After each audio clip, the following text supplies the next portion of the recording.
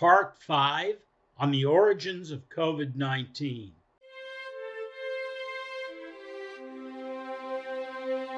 Hello, this is Hnatio reporting for the Objective News Network. Welcome to Part 5 on the origins of COVID-19.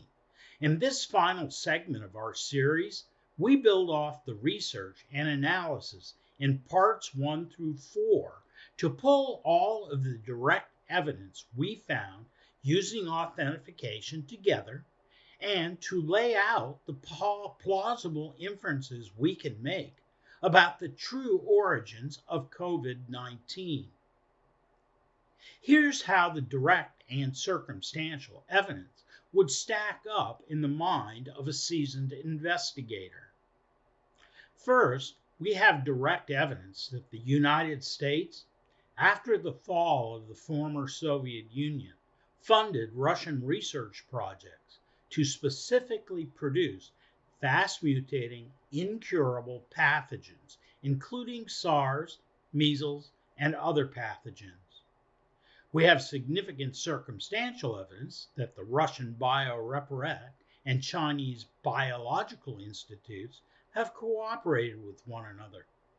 We have direct evidence that the U.S. has funded dual-use research at the Wuhan Institute of Virology via the National Institutes of Health. We have direct evidence that the Chinese have the ability to genetically engineer COVID and other pathogens. We have direct evidence that the PLA and their bioresearch scientists were interested and motivated to genetically engineer COVID-19. We can infer that any lab leak at Wuhan Virology Institute was accidental because the PRC had no effective prophylaxis for their own people at the ready. We know that the United States intelligence community was less than fully forthcoming in their report to President Biden, thus inferring that they too have something to hide. Direct evidence demonstrates the growing rift between the Russian Federation and the United States, both before and after the Russian invasion of Ukraine, pushing the Russians geopolitically right into the hands of the Chinese. In this ONN infographic that identifies causal factors and places events in a time continuum, first, we see that the U.S. Department of State and the CIA funded bioweapons research by the Russians. Many years later, they did the same thing at Wuhan Virology Institute, but this time involving the National Institutes of Health. We also see that during the Cold War, the former Soviet Union built the largest bioweapons capability in history, meaning that Russia's legacy of bioweapons lives on. When the Soviet Union fell, there was significant brain drain to other countries, including the People's Republic of China.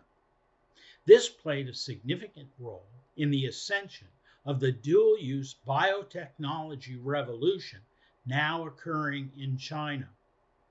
In 2015, the PLA and their bioweapon scientists and engineers warned of the revolutionary possibility to genetically engineer deadly, fast-mutating pathogens that were prophylactic resistance.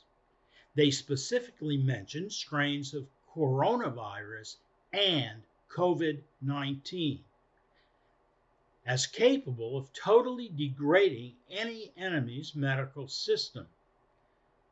Within 4 years, in December 2019, the COVID-19 pandemic began in Wuhan, China. That brings us to the conclusion of our series on the origins of COVID-19. Thank you for watching, and we look forward to your comments on our blog. And please share our reporting with your family, friends, and colleagues. It is what it is for December 9th, 2022. This is John Hnatio reporting for the Objective News Network, and we will see you the next time. Thank you.